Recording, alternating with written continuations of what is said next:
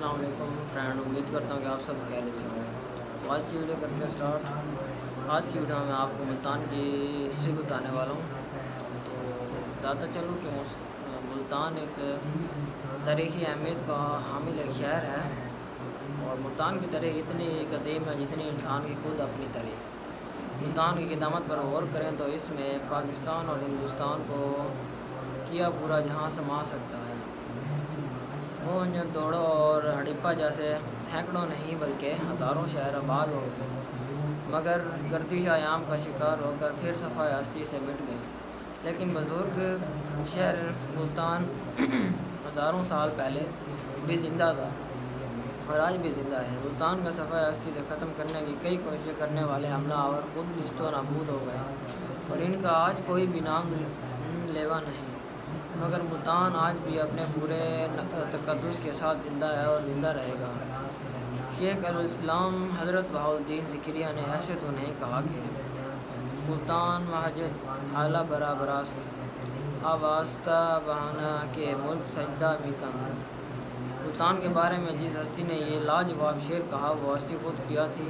انہوں نے ملتان میں بے مثال دینی خدمات سر انجام دیں۔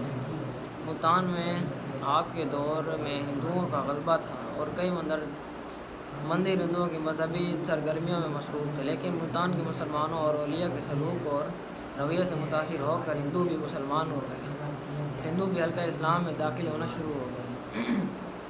ذکریہ صاحب نے اس دور میں ایک مدرسہ اسلام کے نام سے ایک تعلیمی ادارہ قائم کیا، جو آج کل دنیا کے عظیم یونیورسٹیوں میں شمار ہوتا ہے، جسے بہاؤالدین ذکریہ یونیورسٹی کے نام سے پکارا جاتا ہے۔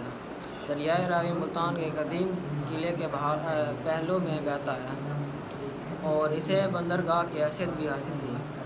کشتیوں کے ذریعے صرف سکر بکھر ہی نہیں بلکہ منصورہ، عراق، ایران، مصر، قائل، دلی اور دکن تک کی ہوتی ہے۔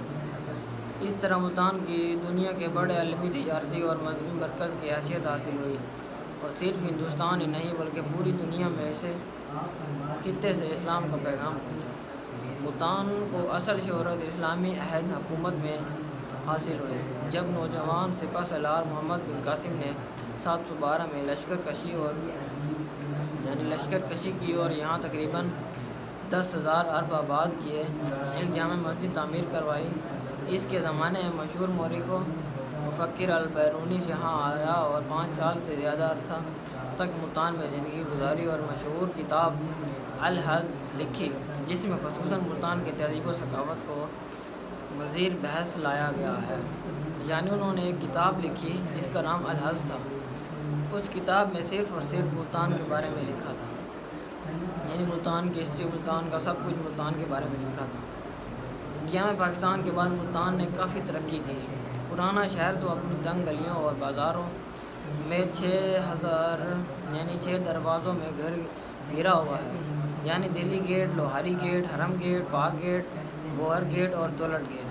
اندرون شہر میں تو کشادگی کی گنجائش نہ تھی، سوائے اس کے کہ بہت سی قدیم عمارتوں کو منہدم کر کے نئی عمارتیں استوار کی گئیں۔ البتہ بیرونی اور نواحی علاقوں میں ملتان نے بہت وسعت اختیار کر لی ہے۔ کینٹونمنٹ کا علاقہ بہت خوبصورت اور جدید ہو گیا ہے، یعنی کینٹ کا جو علاقہ ہے وہ بہت ہی خوبصورت اور جدید ہے۔ نئی بستی گلگشت کی جدید طرز تعمیر اور کشادہ بازار قابل ذکر ہیں، یعنی وہاں ایک نئی بستی بنائی گئی گلگشت کے نام سے، جو کہ بہت ہی جدید اور کشادہ بازار وغیرہ اس کے اندر ہے۔ جھیلیں اور پارک بھی ملتان کا خاصا شمار ہوتے ہیں۔ ملتان کا جھیلیں بھی اور پارک وغیرہ بھی ملتان میں بہت ہیں۔ ملتان کے تحفے بہت مشہور ہیں، جن میں گرما آم اور ہاتھی دانت کی چوڑیاں، آرائشی سامان اور ملتانی سون حلوہ، جسے اب بین الاقوامی شہرت حاصل ہو گئی ہے۔ ایک راگ بھی ملتان کے نام سے مشہور ہے جسے ملتانی راگ کہا جاتا ہے۔ یہ راگ عموماً دن کے وقت تیسرے پہر کا گایا جاتا ہے۔ علاوہ ازیں ملتان کی مادری زبان سرائکی ہے، یعنی ملتان میں سرائکی کی زبان بولی جاتی ہے، جسے تہذیب و ثقافت کی کئی رنگوں میں اور کئی لوک فنکاروں کے سریلی آواز میں سنا جا سکتا ہے۔ تو آج کی ویڈیو کرتے ہیں اینڈ۔ آج کی ویڈیو میں میں نے آپ کو ملتان کی ہسٹری بتائی اور ملتان میں رہنے والے لوگوں کے بارے میں بتایا۔ تو اسی کے ساتھ ویڈیو کو کرتے ہیں اینڈ۔ امید کرتا ہوں کہ آپ کو یہ ویڈیو پسند آئی ہوگی۔ تو اسی کے ساتھ میں اجازت طلب کرنا چاہتا ہوں۔ اللہ حافظ۔